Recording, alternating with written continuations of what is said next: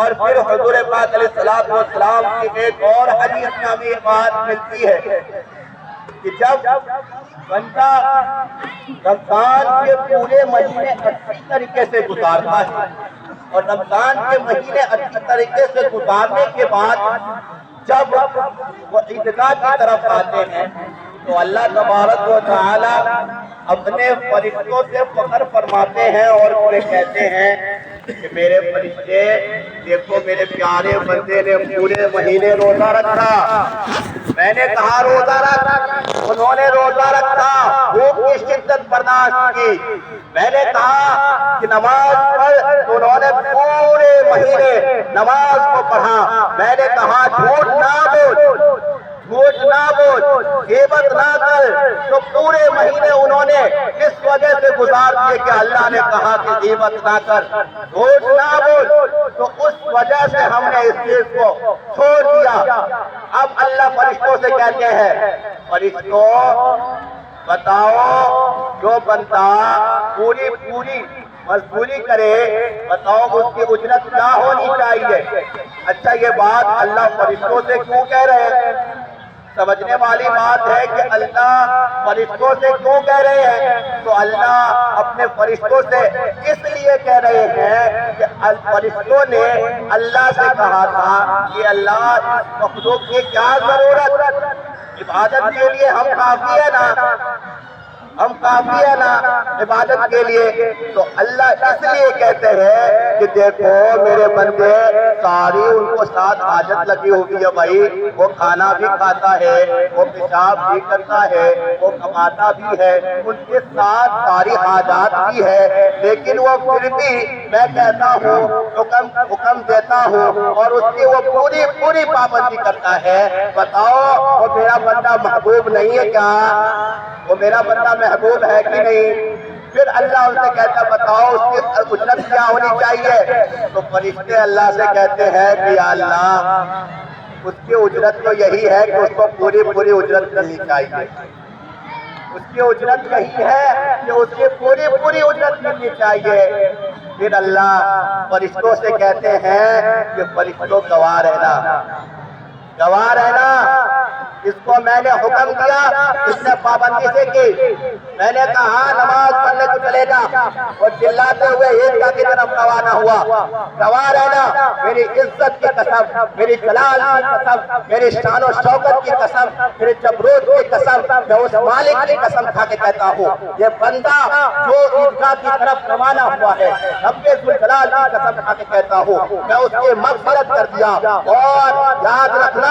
صرف میں نے مغفرت نہ کیا بلکہ یہ بات تصور اپنے اندر سمجھ لو کہ میں نے اس کے صرف مغفرت نہیں کی بلکہ انہوں نے جو گناہ کیا پورے سال خطائیں کی، لغزشیں کی، میں یہ بات کہتا ہوں فرشتوں سن لو، میں نے اس گناہوں کو، میں نے اس لغزشوں کو، میں نے اس خطاؤں کو نیکیوں میں بدل دیا، میں نے اس خطاؤں کو نیکیوں میں بدل دیا۔ جب یہ بندہ واپس کو لوٹتے ہیں وہ گناہوں سے بالکل معصوم ہوتے ہیں، گناہوں سے بالکل پاک ہوتے ہیں۔ کہ اللہ کا کتنا بڑا قدر، کتنا بڑا ہم پہ احسان ہے کہ ہم پورے سال خطا کرے، گناہ کرے، لغزشیں کرے، اللہ کی نافرمانیاں کرے، لیکن جب ایک رمضان المبارک کے پورے مہینے کو ہم نے روزے سے بتایا، پورے مہینے کو ہم نے عبادت سے بتایا، اللہ نے ہمارے پورے گناہوں کو معاف کر دیا۔ کیا یہ اللہ کا ہم پر احسان نہیں؟ یہ اللہ کا ہم پر احسان نہیں؟ کتنا بڑا احسان ہے۔ اگر بندہ یہ سوچ لے، بندہ یہ تصور کر لے کہ اللہ کا یقیناً ہم سے بڑا احسان ہے کہ ہم اس کی خطاؤں کرتے ہیں، ہم اس کی لغزشیں کرتے ہیں، ہم اس کی نافرمانیاں کرتے ہیں، لیکن اللہ ہمیں پھر بھی نہیں بھولتا کہ اللہ کا بہت بڑا احسان ہے۔ اللہ چاہتا ہے کہ بندہ کوئی ایسا عمل کرے میں اس کے گناہوں کو معاف کر دوں، کوئی ایسا عمل کرے، کوئی ایسے نیکیاں کرے کہ میں اس نیکی کے بدلے اس کو جنت عطا کر دوں۔ یہ کتنا بڑا اللہ کا احسان ہے۔ اور پھر اس چیز کو ہونے کے بعد اللہ نے اس عید کے دن کو رکھا، کتنی بڑی ہے۔ اب عید میں عید کے دن صرف اور صرف اپنی خوشی دیکھنا یہ کہیں کی مناسبت نہیں ہے۔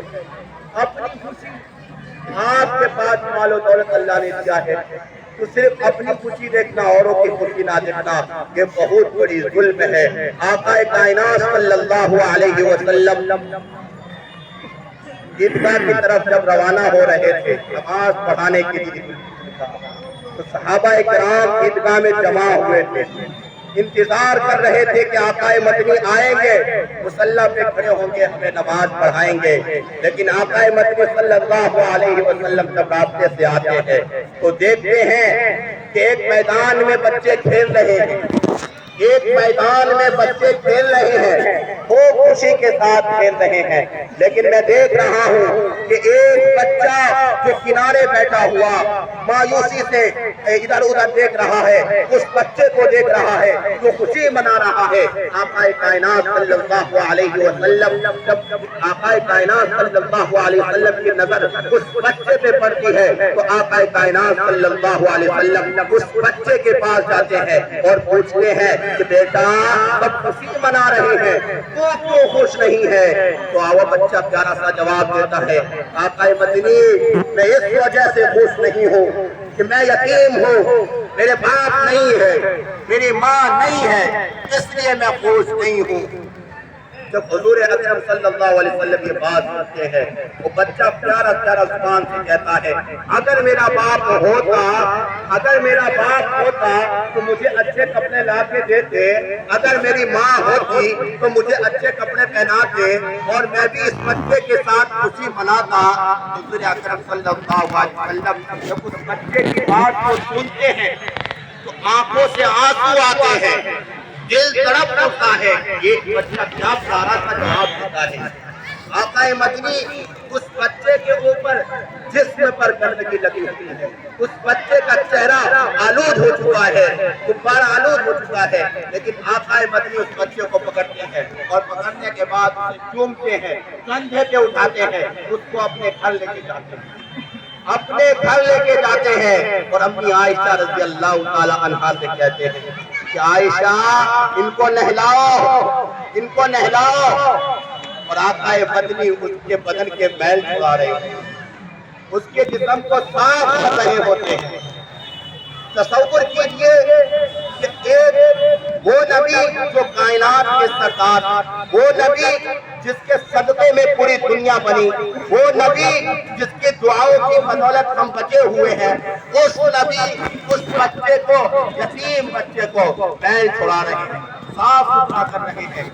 عائشہ رضی اللہ تعالیٰ عنہ پانی ڈال رہے ہیں، آقا مدنی صاف کر رہے ہیں، پھر اچھے کپڑے پہناتے ہیں، اچھے لباس پہناتے ہیں، اور پھر اس بچے سے کہتے ہیں، بچے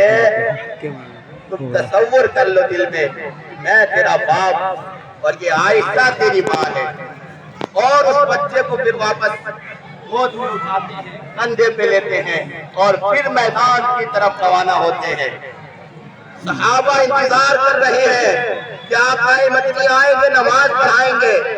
لیکن آقا مدنی کسی اور کام میں مشغول ہے۔ آقا مدنی اس کو کندھے پہ اٹھاتے ہیں اور کندھے پہ لے کے جاتے ہیں، پھر اس بچے کے ساتھ میں چھوڑ دیتے ہیں، وہ کھیلتا ہوا کھیلنے کے لیے چلا جاتا ہے۔ وہ بچے مذاق میں بچے ہوتے ہیں، بچے سے پوچھا، ارے بھائی تو یتیم تھا،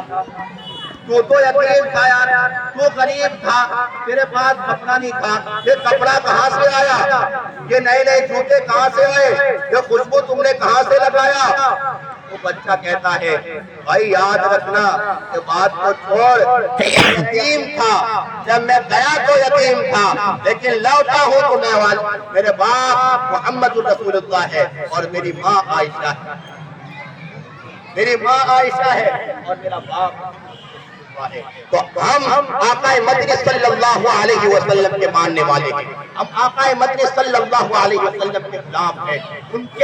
کے پیروکار ہیں، ان کی ہر بات کو اپنے سے سینے سے لگانے والے ہیں۔ تو ہمیں یہ فکر ہونی چاہیے کہ جب ہم عیدگاہ کی طرف روانہ ہوتے ہیں، ہمارے گاؤں، ہمارے محلے کے اندر کوئی ایسا بچہ نہ رہ جائے، کوئی ایسی ماں نہیں رہ جائے جو خوشی سے محروم ہو جائے، جن کے چہرے پہ خوشی نہ ہو، جن کی زبان پر خوشی نہ ہو، جن کے